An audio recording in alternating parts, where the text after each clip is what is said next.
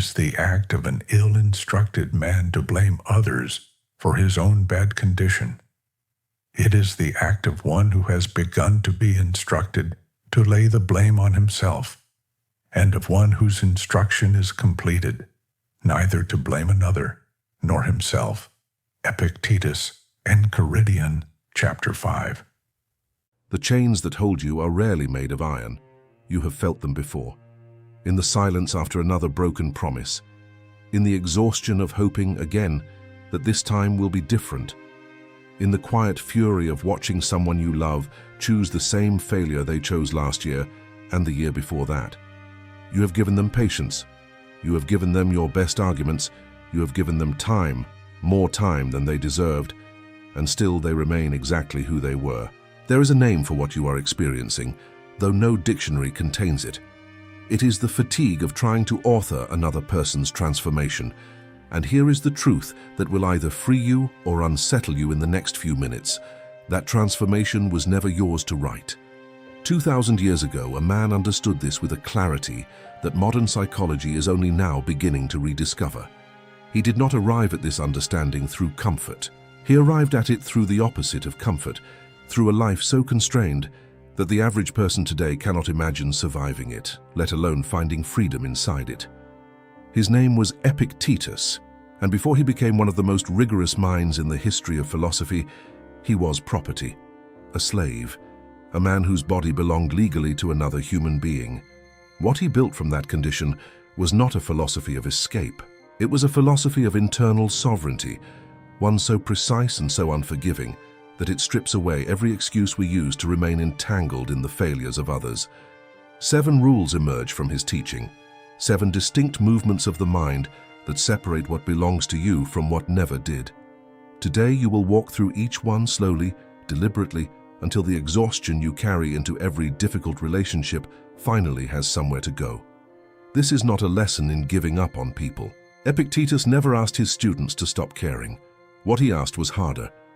He asked them to stop confusing care with control, to stop measuring their own peace by the yardstick of someone else's willingness to grow.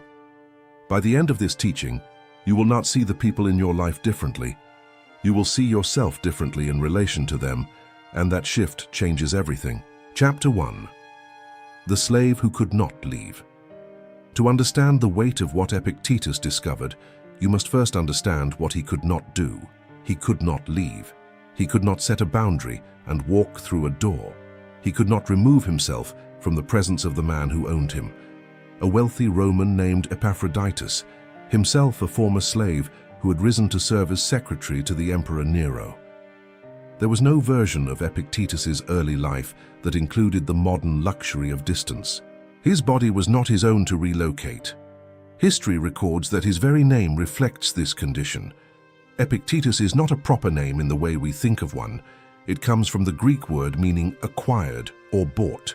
He was, quite literally, called property his entire early life, a designation stamped onto his identity before he ever had the chance to build one of his own. And yet, within this total absence of external freedom, something extraordinary took root. Ancient sources describe an incident in which his master, in a fit of cruelty, twisted or broke his leg. Epictetus is said to have observed the action with a kind of detached calm, warning his master that he would break the limb if he continued, and when the bone did break, responding not with rage but with the same measured composure, noting simply that he had told him this would happen. There was no plea, no collapse, a mind operating according to a logic that had nothing to do with the chains around his body. This is the origin point of everything that follows. Epictetus did not develop his philosophy from a position of safety, theorizing about hardship he had never touched. He developed it while enduring the deepest form of powerlessness a human being can experience, ownership by another. And it was precisely because external control was so completely stripped from him that he was forced to discover what could never be taken, no matter what was done to his body, his labor, or his circumstances. This distinction matters enormously for you, watching this now, frustrated by a person who refuses to change. You still possess something Epictetus did not have in his early life. You possess the freedom to walk, to speak, to choose your circumstances in ways he never could. And if a man in chains could locate a freedom untouched by his condition, then the freedom available to you, unshackled and simply exhausted by another person's stagnation, is not a distant hope. It is a discipline waiting to be learned. What Epictetus eventually taught his own students, once he gained his freedom and began instructing in Rome and later in Nicopolis, was built entirely on this foundation. He had lived the proof before he ever spoke the theory. And the first principle he offered, the one from which every other rule descends, is the subject we turn to next. Chapter 2. The Dichotomy that breaks everything open. There is a single sentence, if you understand it fully and apply it without exception, that dissolves nearly every conflict you have ever had with another human being. Epictetus placed it at the very opening of his teachings, in the work later compiled by his student Arrian, and known as the Enchiridion, or Handbook. He wrote that some things are within our power and some are not. It sounds almost too simple to matter, and yet centuries of philosophers, psychologists, and ordinary people caught in the same recurring arguments have discovered that almost nothing is harder to live by. Within our power, Epictetus specifies, are our judgments, our impulses, our desires, our aversions. In short, everything that is our own doing. Not within our power are our bodies, our possessions, our reputation, our position, and critically for what you are facing right now, the choices of other people. Read that list again and notice what is absent. Nowhere on it does Epictetus include the phrase, the behavior of someone I love. Nowhere does he include whether my father finally apologizes, whether my partner finally listens, whether my friend finally keeps their word. These belong entirely to the second category, the category of what is not within our power, no matter how much justice, logic, or love seems to demand otherwise. This is the dichotomy that breaks everything open, because most human suffering in relationships comes not from the actions of others, but from our refusal to accept which category those actions belong to. We treat the second column as though it were the first. We act as though enough pressure, enough patience, enough perfectly worded confrontation will move another person's will the way we move our own arm. And when it does not, when the same pattern repeats despite every effort, we do not conclude that we misjudge the boundary. We conclude that we simply have not tried hard enough yet. Epictetus would call this a fundamental error in judgment, not a failure of effort. He warns that if you think things naturally slavish are free, or that what belongs to others is your own, you will be hindered, you will grieve, you will be in turmoil, and you will blame both gods and men. Notice the specificity of that warning. Blame both gods and men. He is describing precisely the posture so many people carry into a difficult relationship, a quiet, exhausting sense that the universe itself has failed to deliver the transformation they were owed. The dichotomy is not a call to passivity. Epictetus never taught his students to stop speaking honestly, to stop setting terms for how they wish to be treated, to stop walking away from situations that harmed them. Those actions belong entirely within your control, and he would have insisted you exercise them fully. What falls outside your control is the internal response the other person has to your honesty. You can speak the truth. You cannot compel them to receive it. You can set the boundary. You cannot guarantee it will be respected the way you intend. This is the precise location where so many people, without realizing it, exchange their peace for a fantasy. They tell themselves that once the right words are found, once the situation is explained clearly enough, the other person will finally see, finally understand, finally change. And so they keep searching for the right words, indefinitely, mistaking a problem that was never linguistic for one that simply has not yet been solved. Epictetus offers a different measure of success entirely. Success, for a student of his philosophy, is not whether the other person changes. Success is whether your own judgments, impulses, and responses remained aligned with reason and virtue throughout the encounter. By this measure, you can walk away from a conversation having said everything true and necessary and count it a complete success, even if the other person's behavior does not shift by a single degree. This reframing does not numb you to disappointment. It relocates where your investment lives. Instead of placing your peace on the far side of someone else's transformation, a transformation you cannot command, you place it on the near side, inside the only territory Epictetus ever claimed was truly yours, your own mind. Once this relocation happens, and only once it happens, the 7 rules that follow in this teaching stop being abstract philosophy and become something you can actually practice the next time the old pattern repeats itself. Chapter 3. Why you keep trying anyway. If the dichotomy is so clear, so logically complete, a natural question arises. Why do you keep trying anyway?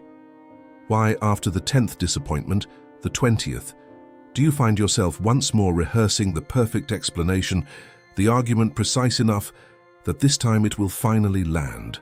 Epictetus understood that knowledge of a principle and obedience to it are 2 entirely different achievements, and the gap between them is where most people live out their entire lives. The answer is not that you are foolish. The answer is that the impulse to change another person rarely announces itself honestly. It disguises itself as love, as responsibility, as loyalty. You tell yourself you are simply trying to help, and in a narrow sense, this may even be true.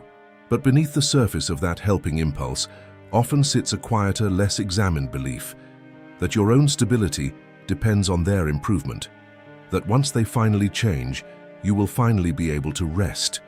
This is not a moral failing. It is closer to a survival mechanism, one that likely formed long before the current relationship existed. Human beings raised in environments where safety depended on reading and managing the moods of others often carry that skill forward into adulthood, applying it to every relationship that even faintly echoes the original uncertainty. The mind that once had to monitor a volatile parent or navigate an unpredictable household becomes highly skilled at a particular task, adjusting itself in advance of another person's behavior in the hope of preventing pain before it arrives. Epictetus, writing centuries before the language of psychology existed, still identified the mechanism underneath this pattern with startling precision. He taught that people are disturbed not by events themselves, but by the opinions they hold about those events. Applied here, this means the exhausting vigilance you feel towards someone who will not change is not actually produced by their behavior. It is produced by the belief attached to that behavior, the belief that their continued failure to change represents a threat to something essential in your own life, your safety, your worth, your future. Once this belief takes hold, trying becomes compulsive rather than chosen.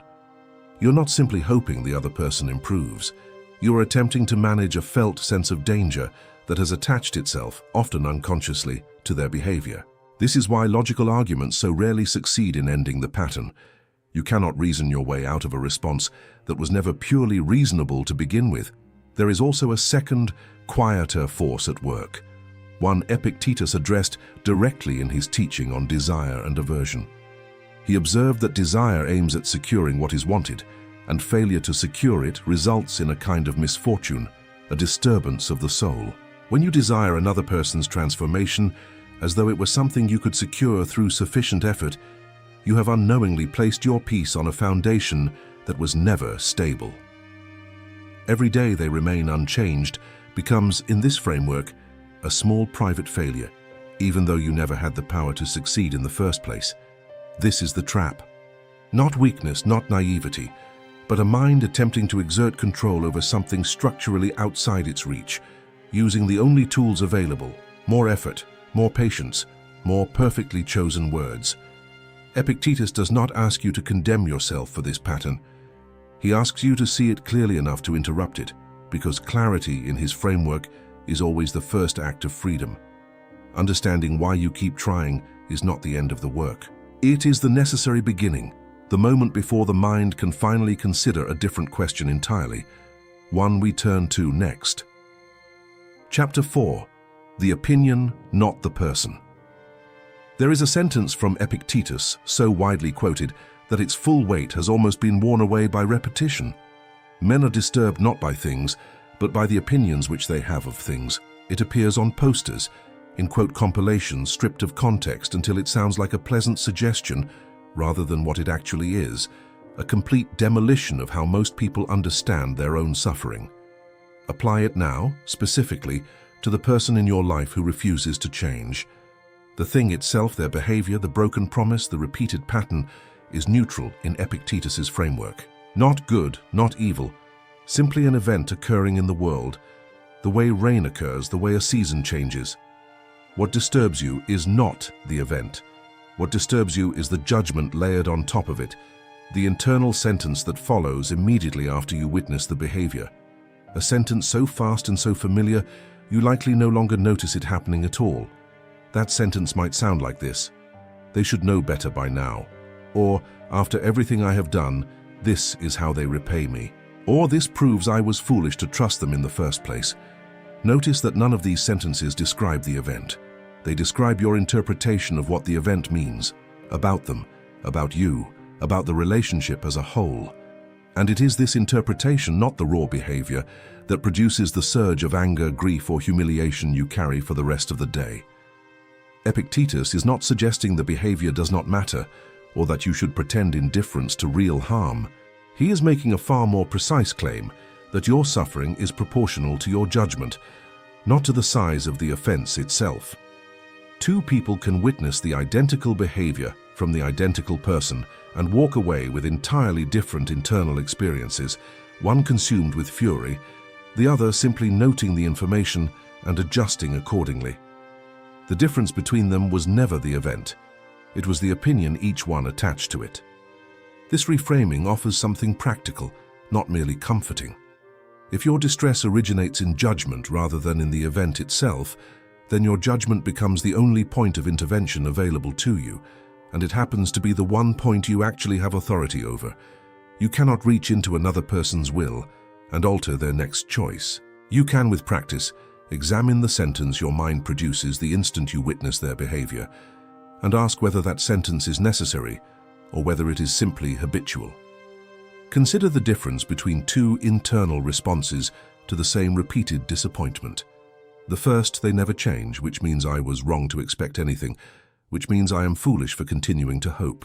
The second, they have not changed yet, and their pace of change is not something I control, so I will decide what I owe myself in response to that fact. The event triggering both sentences is identical. The suffering produced by each is entirely different because the second sentence contains no verdict about your own worth, no demand that reality conform to your timeline, no hidden bet placed on someone else's future behavior. Epictetus offers a further distinction that sharpens this practice: the difference between what he calls impressions and assent. An impression is the raw, immediate perception of an event, the sight of someone breaking a promise again. Assent is the decision to accept a particular judgment about that impression as true. He teaches that you cannot always prevent an impression from arising. The sting of disappointment may be automatic, but you retain the power to withhold assent from the harshest interpretation your mind offers in that first instant. This gap between impression and assent is where the entirety of Stoic freedom resides. This is not a technique for suppressing emotion. Epictetus was not asking his students to feel nothing.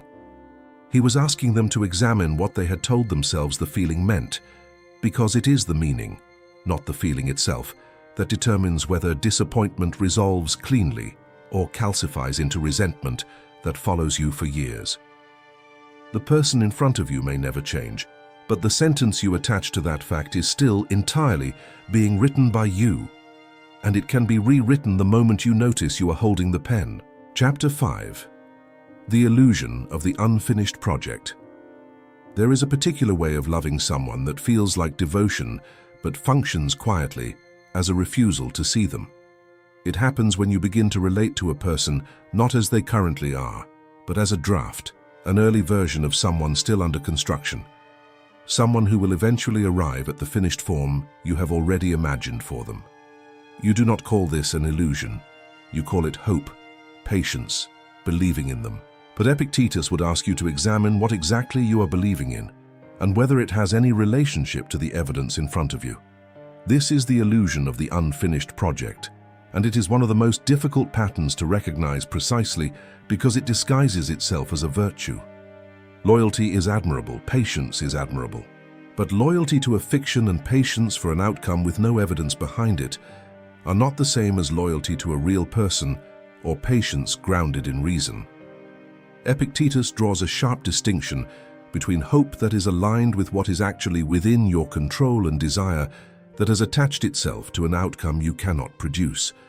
He warns that if you desire something outside your control, as though it were within it, disappointment is not a possibility, it is a guarantee.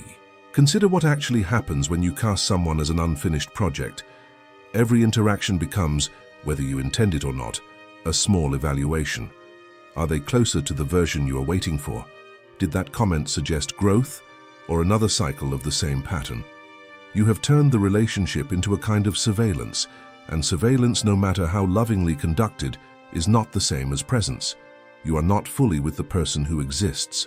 You are perpetually measuring the distance between them and the person you have decided they should become.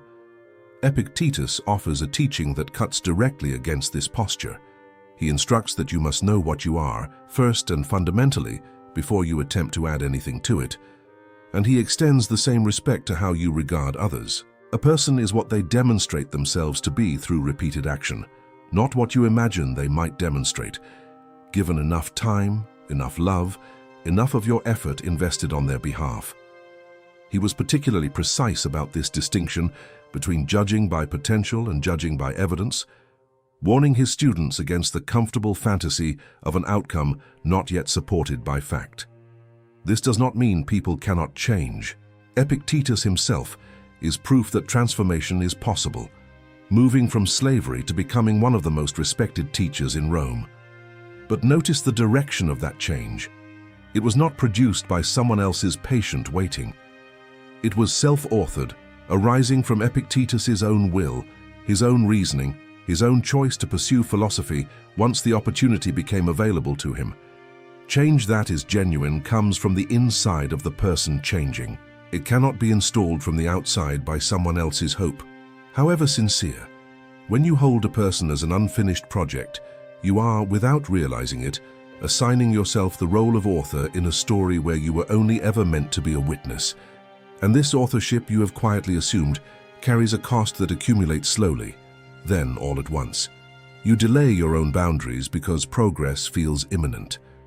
You excuse behavior today because you are grading it against tomorrow's imagined version. You remain in situations longer than the current evidence would justify because you are responding not to the present, but to a future you have constructed and grown attached to. Epictetus would ask you to consider a simpler, harder question, not who might this person become, but who is this person now, based only on what they have actually done. Not once, not twice, but consistently over time, when the stakes were real. That answer, however uncomfortable, is the only one built on solid ground. The version you are waiting for may arrive, it may not. But your peace, your decisions, and your self-respect cannot remain suspended indefinitely. Waiting for a draft to become a final edition, it was never guaranteed to reach. Chapter 6. What Epictetus owed his master, nothing returned for a moment to the household of Epaphroditus, where a young enslaved man named Epictetus lived under the total legal authority of another human being. Epaphroditus could command his body. He could dictate his labor, his location, his physical treatment, down to the smallest detail of daily existence. By every external measure available in that world, Epictetus owed his master everything: obedience, service, submission in full. And yet the philosophy that emerged from this exact household insists on something startling. Epictetus owed his master nothing that mattered, not his judgments, not his character, not his internal peace. The body could be claimed, the will could not, and Epictetus built his entire teaching around defending that one remaining territory with a fierceness that makes his physical captivity almost beside the point by the time you finish studying his philosophy. This distinction matters enormously for anyone caught in a relationship where the other person seems to believe, whether they say it aloud or not, that they are owed something from you. Owed your endless patience, owed your continued presence despite repeated harm, owed your emotional labor, your explanations, your forgiveness offered on demand rather than earned through change. The debt may not be legal as it was for Epictetus, but it can feel just as binding. an obligation you never explicitly agreed to, yet find yourself honoring anyway, year after year.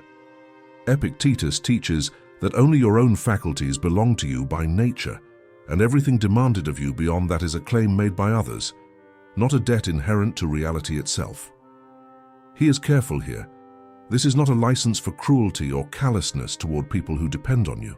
It is a clarification of what is actually owed versus what has simply been assumed, often by the very person making the demand. A parent may believe they are owed unconditional access to your time. A partner may believe they are owed your patience, regardless of how they behave. Epictetus would ask you to examine that assumed debt with the same scrutiny you would apply to any claim made against your property. Does this obligation actually exist, or has it simply gone unquestioned for so long that it now feels like law? There is a particular teaching of his that applies with unusual precision here, his instruction on roles. He compares life to a play in which each person has been assigned a part, and the task is to perform that part well, whatever its length or character, because the assignment of roles belongs to a power outside your own choosing.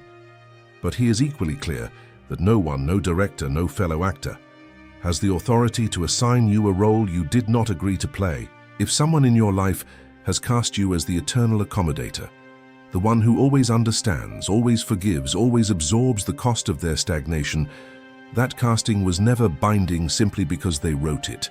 This is where the internal freedom Epictetus discovered inside actual captivity becomes most useful to you now.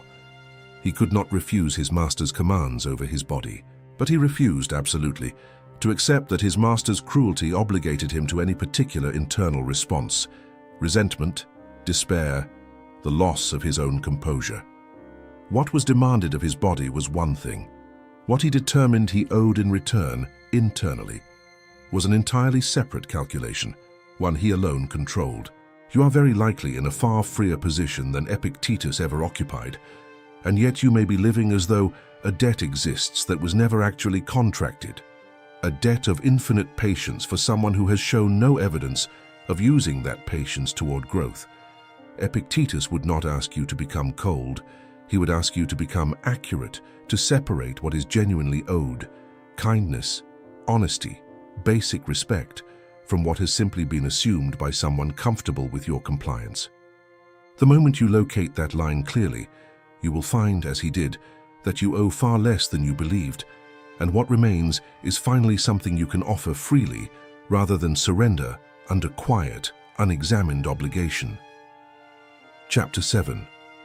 The grief. Hidden inside frustration. There is an emotion that frequently masquerades as anger, and it takes real stillness to recognize it for what it actually is.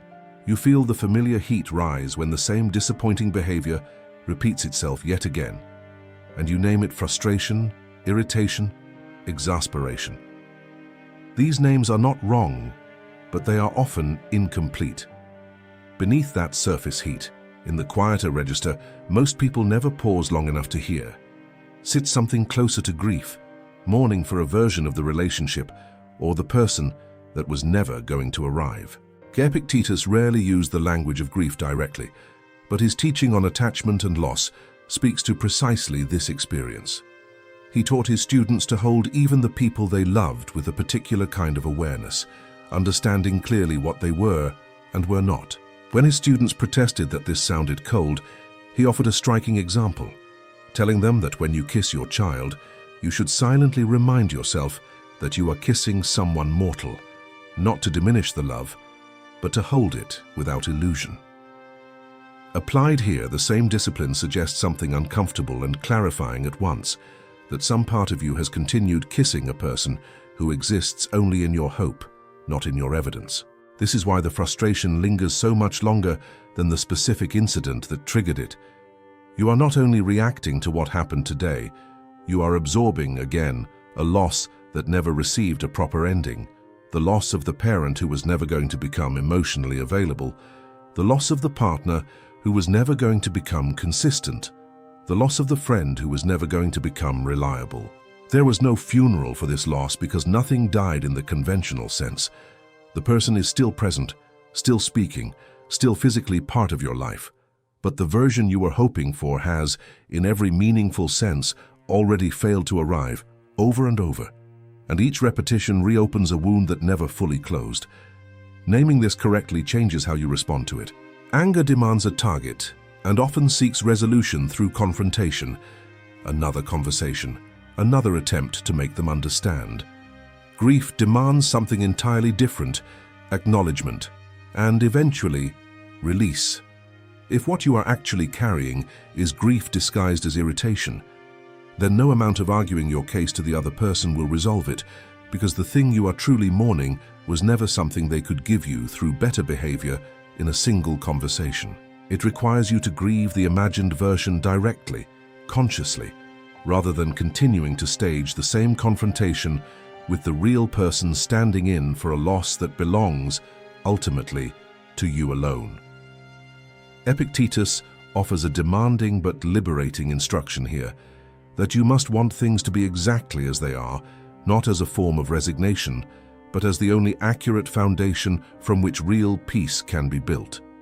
He is not suggesting indifference to disappointment. He is suggesting that continuing to want reality to be other than it currently demonstrates itself to be guarantees a specific kind of suffering, the suffering of fighting something that has already happened and will very likely happen again. This grief, once named accurately, does not have to be carried forever. Epictetus taught that time itself plays a role in the healing of what disturbs us, provided the mind cooperates rather than resists. The resistance in this case is the continued insistence that the loss has not actually occurred, that the door remains open, that one more attempt might still produce the outcome you have been waiting years to see. Closing that door is not cruelty toward the other person. It is honesty toward yourself, and honesty in Epictetus's framework is always the beginning of relief rather than the cause of additional pain. What follows from here moves from understanding into practice. You now have the philosophical foundation, the dichotomy of control, the mechanics of judgment, the illusion of unfinished people, the false debts we carry, and the grief hidden beneath frustration. What remains is the discipline itself, 7 specific rules for living inside relationships with people who may never change, beginning with the first and most immediate practice available to you the very next time disappointment arrives at your door.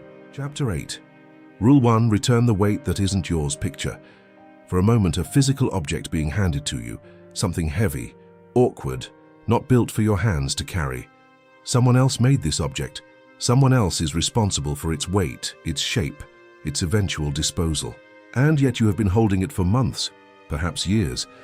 Your arms aching, your shoulders permanently altered by the strain, simply because at some point you accepted it without asking whether it was actually yours to carry in the first place.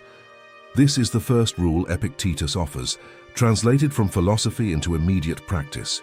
Identify precisely what belongs to another person's mind, another person's choices, another person's unfinished growth, and return it deliberately to where it originated. Not with cruelty, not with a slammed door. With the same calm precision Epictetus applied to every distinction in his teaching. A simple, repeated act of noticing what is not yours and declining to hold it any longer. Most people never perform this separation consciously.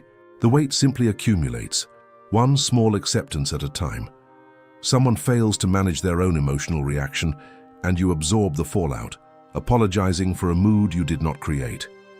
Someone avoids a difficult decision, and you find yourself carrying the anxiety of that avoidance, staying awake at night, solving a problem that was never assigned to you. Someone repeats a pattern of harm, and you take on the exhausting labor of anticipating it in advance, managing your entire life around a behavior you did not choose and cannot control. Epictetus would ask you a direct question about each of these burdens. Whose judgment produced this and whose judgment is required to resolve it? If the answer is not yours, the weight is not yours either, regardless of how long you have already been holding it. The practice itself is simple to describe and difficult to perform consistently. When you notice tension rising in response to another person's behavior, pause before reacting and ask what specifically belongs to you in this moment. Your response, yes, Your boundary, yes. Your decision about how to proceed, yes. Their choice to repeat the pattern, no. Their refusal to acknowledge the impact, no. Their timeline for change, if it ever comes, no. Everything in the first category deserves your full attention and effort. Everything in the second category deserves acknowledgement and then release. Epictetus described this discipline using an image from his own era, the analogy of an archer aiming at a target. He explained that the archer should exert full effort and skill in the aim itself, drawing the bow correctly, releasing at the right moment, because the aim belongs entirely to the archer. But whether the arrow ultimately strikes the target depends on factors beyond the archer's final control. A gust of wind, an unexpected movement. The wise archer does everything within their power and then releases attachment to the outcome, not from apathy, but from an accurate understanding of where their responsibility actually ends. Apply this now to the person who will not change. Your aim is your honesty, your consistency, your willingness to communicate clearly and act with integrity. Release that arrow fully, without holding back out of fear or exhaustion. But the outcome, whether they receive it, whether they finally shift after years of the same pattern, was never within the archer's control, and continuing to grip the bow long after the arrow has already left changes nothing except the tension in your own hands. Returning the weight that isn't yours does not mean announcing a dramatic confrontation, though it may eventually include one if that action falls within your own domain of honest communication. More often, it means a quiet, internal recalibration, a moment where you notice yourself beginning to carry an old familiar burden and consciously set it back down again and again until the noticing becomes as automatic as the original habit of picking it up ever was. This is the first rule, and it prepares the ground for the second, which addresses not what you carry, but what you continue, again and again, to say. Chapter 9. Rule 2. Speak once, then release. There is a particular exhaustion that comes from saying the same true thing to the same person for the 5th time, the 10th time, phrased slightly differently on each occasion, in the hope that a new arrangement of words will finally succeed where the previous 9 attempts did not. You tell yourself you are simply being thorough, making sure they truly understand. But Epictetus would ask you to examine what this repetition actually reveals: a quiet refusal to accept that the message was already received, and that what remains unchanged is not your clarity but their response to it. The second rule addresses this pattern directly. Speak your position with full honesty, once, and then release the need to keep restating it. This is not a rule about withholding communication or going silent out of resentment. It is a rule about recognizing the exact moment where honest expression ends and compulsive repetition begins, a line that Epictetus would locate precisely at the point where you are no longer informing the other person of something new, but attempting to extract a reaction you have not yet succeeded in producing. Epictetus taught that the philosopher's task is not to convince others through relentless argument, but to examine and correct their own judgments, trusting that clear reasoning, offered once, has done its work regardless of whether it is accepted. He observed that people are rarely persuaded through repetition alone, and that the attempt to force understanding through sheer volume of words often signals not confidence in your position, but a deeper uncertainty about whether you have permission to simply state the truth and stop. Consider what repeated restating actually communicates beneath the surface.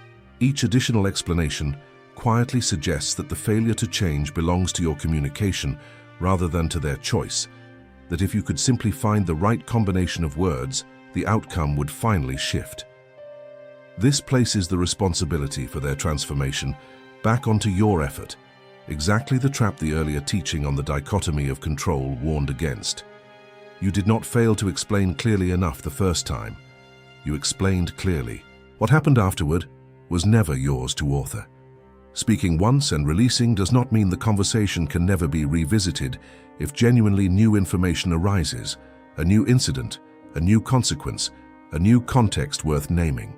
It means abandoning the specific pattern of repeating an already delivered message purely because the desired response has not yet appeared. Epictetus offers a useful internal test for this distinction, asking whether your motive for speaking again is to convey something not yet said, or to manage your own anxious hope that this time, finally, it will land differently. The first motive belongs to honest communication. The second belongs to a compulsion that will not be satisfied no matter how many times it is indulged. There is also a practical dimension worth naming clearly. Constant repetition often costs you a form of authority you do not realize you are losing. A boundary or observation stated once, calmly, and then followed by consistent action carries far more weight than the same sentence delivered for the 20th time, worn thin by its own frequency, easier for the other person to dismiss precisely because they have learned it arrives without consequence attached. Epictetus placed enormous emphasis on consistency between word and action, teaching that the philosopher's credibility rests not on the eloquence of a single statement, but on the steadiness of behavior that follows it. This rule, then, asks you to trust your own voice enough to let a single honest statement stand on its own. Say what is true. Say it clearly without softening it into vagueness or sharpening it into cruelty. And then, difficult as it may feel, stop. Allow the silence that follows to hold whatever weight it needs to hold, rather than filling it again with words that have already done everything language can do. What comes next is not another sentence. It is a choice about what you do if the pattern continues regardless, and that choice belongs to the third rule. Chapter 10, Rule 3, Judge the action, not their character. There is a particular sentence that tends to form in the mind after enough disappointment has accumulated, and it rarely announces itself as a verdict, though that is exactly what it is.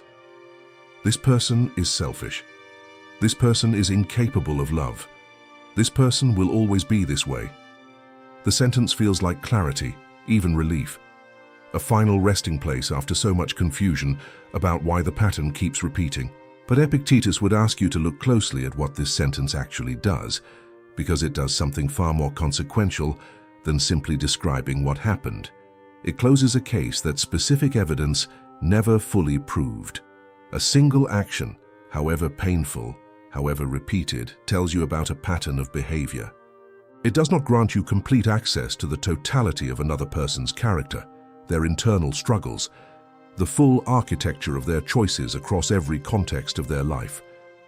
Epictetus taught a discipline of judgment that separates the two with unusual precision, urging his students to describe events as they are, without adding interpretations the evidence does not actually support. He offers the example of someone bathing quickly, warning that the observer should say only that the person bathed quickly, not that they bathed badly, because the second statement smuggles in a judgment the first fact alone cannot justify. Apply this now to the person who continues to disappoint you. The accurate statement is specific and behavioral. They did not follow through on what they said they would do again. The inaccurate statement, though it may feel identical in the heat of frustration, is sweeping and characterological. They are someone who cannot be trusted, full stop, in every domain, permanently. The first statement remains open to future evidence, allowing you to respond accurately to whatever happens next. The second statement forecloses the future entirely, and in doing so, paradoxically, it often removes your own motivation to hold a clear, specific boundary, because if the person is simply and permanently bad, there is no longer any precise behavior left to address, only a global condemnation to carry around. This distinction matters for a second reason that Epictetus understood deeply, though he framed it in the language of his own era. He taught that no one does wrong willingly, that harmful action generally arises from ignorance about what is actually good, rather than from a deliberate, conscious choice toward evil. This is not an excuse offered on the other person's behalf, and it does not obligate you to remain in proximity to behavior that harms you. It is a diagnostic tool, one that allows you to address the actual mechanism producing the disappointing action, confusion, poor judgment, unexamined habit, rather than exhausting yourself in battle against a fixed, irredeemable character that may not accurately describe the person at all. Judging the action rather than the character also protects something valuable inside you, your own capacity for clear observation going forward. Once you have decided a person's character is fixed and defective, every subsequent action gets filtered through that verdict, interpreted to confirm what you have already concluded rather than assessed on its own terms. You stop noticing genuine effort, however small, because it does not fit the story you have already finished writing. Epictetus warned specifically against this kind of premature judgment, teaching that hasty assent to an impression before it has been properly examined is the root of a great deal of unnecessary disturbance. None of this requires you to excuse the pattern or extend endless opportunities for the same harm to repeat itself. Judging the action clearly and repeatedly, if the action repeats, may lead you to exactly the same practical conclusion as judging the character would: distance, a firm boundary, a changed relationship. But you arrive at that conclusion through accurate observation, rather than through a totalizing verdict that closes off your own clarity and leaves you carrying a heavier, more permanent kind of resentment than the specific facts actually require. The behavior is the evidence. Let it remain exactly that, evidence precise and current, rather than a final sentence passed on the entire person standing in front of you. Chapter 11. Rule 4. Withdraw the investment, not the compassion. There is a fear that surfaces the moment someone suggests stepping back from the exhausting hope that another person will change. It sounds at first like the fear of becoming cold, of hardening into someone who no longer cares, who watches suffering with indifference instead of warmth. This fear deserves to be addressed directly, because Epictetus never asked his students to trade compassion for detachment. He asked them to separate two things that most people have never learned to hold apart: the tenderness you offer a person and the emotional capital you have invested in their transformation. These are not the same faculty, though they feel fused together in practice. Compassion is the capacity to recognize another person's struggle, to respond to their pain with genuine warmth, to wish them well regardless of what they choose to do with that wish. Investment is different. Investment is the portion of your own peace you have staked on a particular outcome. Their eventual change, their eventual growth, their eventual arrival at the version of themselves you have been waiting for. Compassion can remain fully intact even as investment is withdrawn completely. And recognizing this distinction is what makes Rule 4 possible without collapsing into the very coldness people fear. Epictetus illustrated a related principle through his teaching on the sailor and the harbor. He described a ship's passenger who steps ashore briefly to gather water, perhaps picking up a small shell or vegetable along the way, but who keeps his attention fixed on the vessel, ready to return the moment the captain calls, never so absorbed in what he has found on shore that he forgets he does not control the timing of departure. He extends this same posture to relationships themselves, teaching that we may love a child, a friend, a partner, fully and without reservation, while still holding an awareness that we do not control the duration or the outcome of what we love. The love remains complete. The grip does not. Applied here, withdrawing investment means releasing your emotional stake in whether the other person changes, while continuing to offer whatever compassion the relationship still honestly calls for. You can wish someone well without organizing your own nervous system around monitoring their progress. You can feel genuine warmth toward their struggle without volunteering, again, to be the mechanism through which their struggle finally resolves. Epictetus would call this the difference between a spectator who cares about the outcome of a contest and a competitor who has entered the arena themselves, exhausted and bruised by a fight that was never actually assigned to them.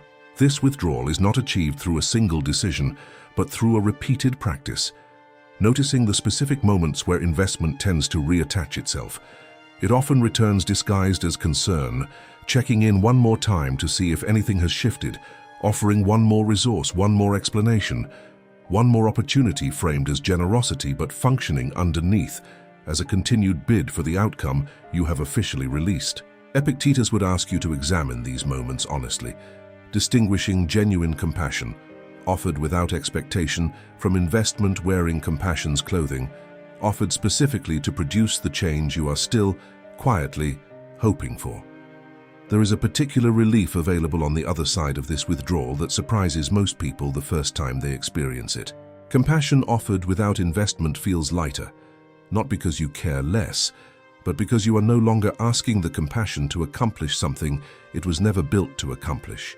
You can sit with someone in their struggle, wish them genuine good, and still go to sleep that night without your own peace hanging in the balance of whether they used what you offered wisely. This is not indifference. It is the specific freedom Epictetus located inside, caring for what is not yours to control, and it prepares the ground for the next rule, which turns the examination inward toward the role you yourself have been playing inside this dynamic all along. Chapter 12. Rule 5. Ask what role you are actually playing. There is a question Epictetus would insist you ask before any of the previous 4 rules can be practiced honestly, and it is the question most people avoid the longest, because it turns the examination away from the person who will not change and directs it, without mercy, back toward yourself. What role are you actually playing inside this dynamic, and what is that role providing you quietly that makes it so difficult to release? This is not an accusation. Epictetus did not teach self-examination as a form of punishment, but as the only reliable path toward accurate action. He insisted that before correcting others, a student of philosophy must first turn the same rigorous scrutiny onto their own judgments, their own motives, their own unexamined assumptions. Applied here, this means asking honestly whether your continued effort to help someone change is serving them, or whether it has become a way of meeting a need of your own that has very little to do with their growth at all. Consider the possibilities without flinching. Perhaps the role of helper, fixer, the one who understands them better than anyone else, has become part of how you know yourself to be valuable. Perhaps being needed by someone who struggles feels safer, in some old and unexamined way, than being fully seen by someone who does not need fixing at all. Perhaps staying focused on their transformation has quietly allowed you to avoid a harder question about your own life, your own unfinished growth, your own choices that deserve the same scrutiny you have been applying so generously to someone else. None of these possibilities make you a villain. They make you human, operating according to patterns that formed long before you had the philosophical language to examine them. Epictetus taught that the philosopher's proper work begins at home, with the self, before it extends outward to correcting the world.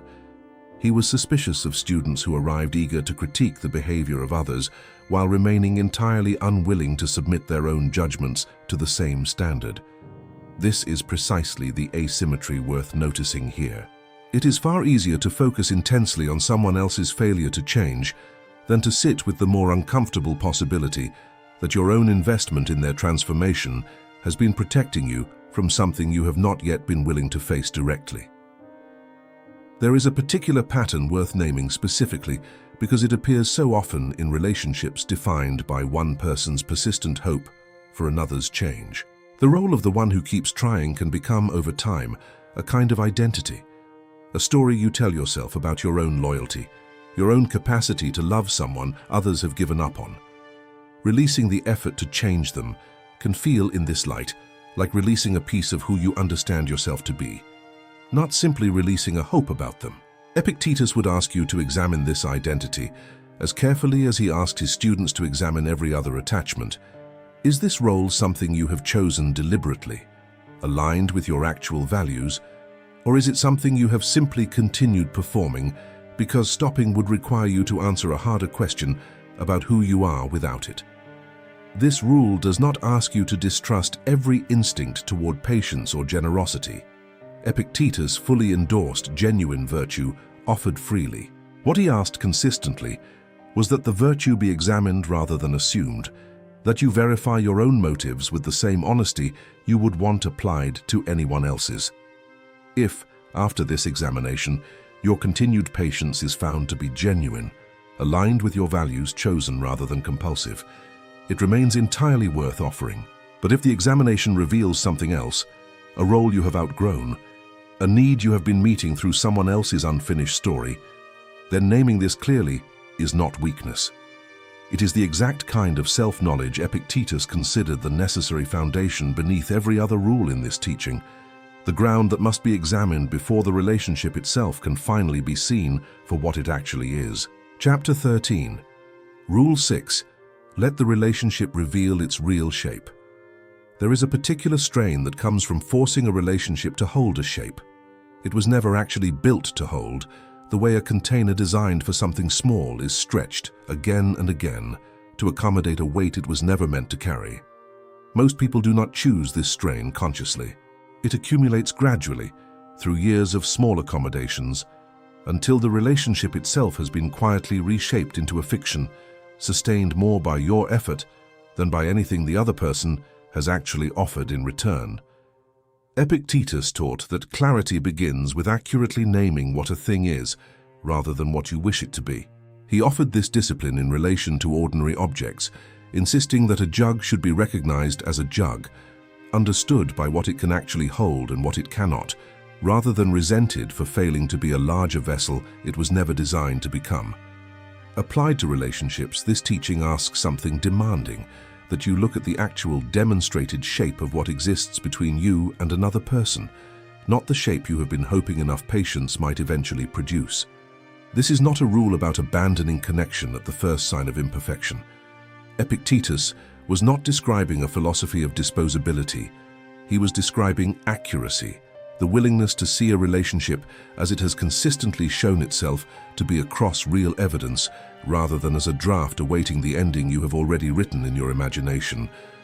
A friendship that offers loyalty but not depth is still a real friendship, valuable within its actual boundaries. A family bond that offers history but not emotional safety is still a real bond, honest within its actual limits. The strain comes not from the limitation itself, but from your continued refusal to relate to the relationship according to what it actually is, rather than what you keep expecting it to become. Letting the relationship reveal its real shape requires a particular kind of patience, though it looks nothing like the patience most people practice while waiting for someone to change. It is not patience aimed at a future outcome. It is patience aimed at accurate observation in the present, watching closely enough and honestly enough to see the relationship's true dimensions rather than the dimensions you have projected onto it. Epictetus warned specifically against premature judgment, formed before sufficient evidence had accumulated, but he warned with equal force against the opposite error, refusing to accept a conclusion the evidence has already, repeatedly, made clear. Once the real shape becomes visible, something significant shifts in how you engage with it. You stop being disappointed by limitations that were never secretly promised to disappear, because you have stopped expecting the relationship to deliver what its actual pattern has never once demonstrated it could offer. This does not mean settling for less than you deserve. It means directing your hope toward outcomes actually available, rather than continuing to grieve, relationship after relationship, day after day, the absence of something that was never actually present to begin with, only imagined into the space where you wished it would eventually appear. There is a final dimension to this rule, worth naming plainly. Seeing a relationship's real shape sometimes reveals more warmth and value than you expected. Once you stop measuring it against an imagined ideal it was never trying to be. Other times, it reveals a shape too limited, too costly to continue accommodating in its current form. Epictetus would not tell you in advance which discovery awaits you, because that discovery belongs entirely to the evidence in front of you, examined honestly rather than through the fog of ongoing hope. What he offers instead is the discipline itself, the willingness to see clearly, and the trust that clarity, however difficult in the moment it arrives, is always the beginning of a peace that hope alone was never able to produce. Chapter 14. Rule 7. The freedom on the other side of expectation. There is a particular moment, difficult to describe until you have lived through it, when the demand for someone to become different simply stops. Not because they have finally changed, not because you have given up in exhaustion or bitterness. Something quieter and more complete than either of those outcomes. The expectation itself, the specific insistence that reality owes you a different version of this person, dissolves, and what remains in its place is not resignation but a freedom Epictetus considered the highest achievement available to a human mind. This is the seventh and final rule, and it functions less as a discrete practice and more as the natural culmination of the six that preceded it. Once you have returned what was never yours to carry, spoken your truth without compulsive repetition, judged actions rather than passing sentence on character, withdrawn investment while preserving compassion, examined your own role honestly, and allowed the relationship to reveal its actual shape, the expectation that once organized your entire relationship to this person has very little left to stand on. It does not need to be forcibly abandoned. It simply loses the conditions that were sustaining it. Epictetus described this state using the language of the unconquerable, a term he applied to those who have removed every point of leverage an external circumstance might use against their peace. He taught that a person becomes unconquerable specifically by refusing to enter any contest they are not certain to win, and applied to expectation, this means refusing to stake your peace on an outcome, someone else's transformation, that was never within your power to guarantee in the first place. You have not lost the contest. You have recognized it was never a contest you agreed to enter and stepped outside its terms entirely. This freedom does not require the other person to disappear from your life, though for some relationships, that may still be the appropriate and honest conclusion. What it requires is a change in the internal posture you bring to every interaction with them. You can sit across from someone who has never changed, likely never will change, and feel none of the old tightness in your chest, because the tightness was never actually produced by their unchanging nature. It was produced by your continued insistence that their nature needed to be different than it currently demonstrably is. Remove the insistence, and the tightness has nothing left to attach itself to. Epictetus offers a final image worth carrying forward from this teaching. His description of the philosopher as someone who moves through the world the way a guest moves through a banquet, not their own to host. You take what is offered with gratitude. You decline what does not serve you without resentment, and you do not demand that the entire feast be rearranged according to your preference before you are willing to find peace within it. Applied to the people who never change, this means receiving the relationship for what it actually offers, however limited, without the exhausting demand that it first transform into something else before you allow yourself to be at ease inside it. This is not the freedom of not caring. It is the freedom of caring correctly, directed only toward what your care can actually reach, your own judgments, your own responses, your own integrity in every exchange. The person across from you may remain exactly who they have always been. And for the first time, that fact no longer holds the power it once held over your peace, because you have finally stopped asking reality to negotiate terms it was never going to accept. Chapter 15. The Chains. You were never asked to wear return one final time to the household where this teaching began, to a young man named Epictetus, standing inside walls he did not choose, bound to a master he did not select, his body entirely subject to a will other than his own. By every visible measure available in that world, he was the least free person in the room, and yet by the measure that actually mattered, the measure he spent his life refining and teaching to others, he became one of the freest minds in the history of human thought, precisely because he located a boundary that no chain could reach. Now consider your own position reading these words at the end of this teaching. You are not enslaved. You can walk through any door you choose. You can speak, decide, leave, remain, all without the physical constraint Epictetus endured every day of his early life. And yet it is entirely possible, likely even, that you arrived at this video carrying a weight heavier than the one his body bore, an internal captivity to the demand that someone else become different before you allow yourself to rest. This is the quiet reversal at the center of everything explored today. The man in actual chains discovered freedom. The person free in every external sense can remain imprisoned by a single unexamined expectation, held in place not by any lock, but by the belief, rarely questioned, that peace must wait for someone else's transformation to finally arrive. Epictetus would look at this arrangement and ask the same question he asked his students 2,000 years ago: who gave that person the authority to hold your peace hostage, and why have you continued paying a ransom for a hostage that was never actually theirs to take? The 7 rules explored across this teaching were never a strategy for changing anyone. They were a map back to the only territory that was ever truly yours: your judgments, your responses, your integrity, your peace. Returning weight that was never yours to carry. Speaking once with honesty, and releasing the need to be heard a second or third or 10th time. Judging actions without passing permanent sentence on character. Withdrawing investment while keeping compassion intact.